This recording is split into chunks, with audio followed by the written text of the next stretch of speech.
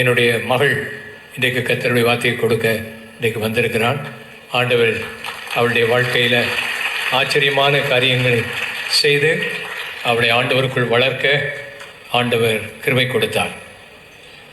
எமிமா அமர்தரா. அசாத்தியங்கள் சாத்தியமே தேவா உந்தன் வார்த்தையாலே. அசாத்தியங்கள் சாத்தியமே தேவா உந்தன்